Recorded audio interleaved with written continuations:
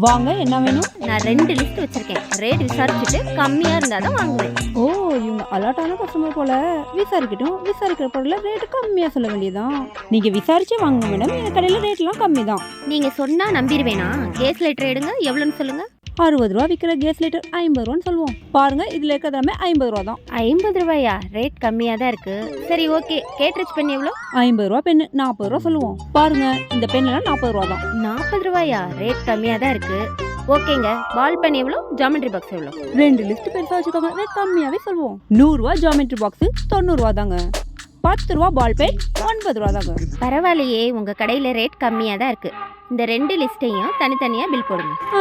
எப்படியோ கஸ்டமரை கன்வின்ஸ் பண்ணியாச்சு. ரேட் விசாரிச்ச லிஸ்ட்டுக்கு சொன்ன ரேட்டை போடுவோம், விசாரிக்காத லிஸ்ட்டுக்கு நம்ம ரேட்டை போடுவோம். என்னங்க யோசிக்கிறீங்க? அதெல்லாம் ஒன்றும் இல்லைங்க. நீங்கள் வெயிட் பண்ணுங்க, தனித்தனியாக பில் போட்டு எடுத்துகிட்டு வரேன். இது ஃபர்ஸ்ட் லிஸ்ட்டுங்க, இது 2வது லிஸ்ட்டுங்க. நம்ம ரேட் விசாரிச்சது, இது விசாரிக்காதது. இது பில் எவ்வளோங்க? இது பில் எவ்வளோங்க? ஃபர்ஸ்ட் பில் 189 ரூபாங்க, செகண்ட் பில் 550 ரூபாங்க. ஆஹா, 200 ரூபா தான் இருக்கு. இது மட்டும் இப்போ வாங்கிக்கிறேன், இது அப்புறம் வாங்கிக்கிறேங்க. இதாங்க. நம்ம ராஜதந்திரங்கள் அனைத்தும் வீணாகி போய்விட்டது.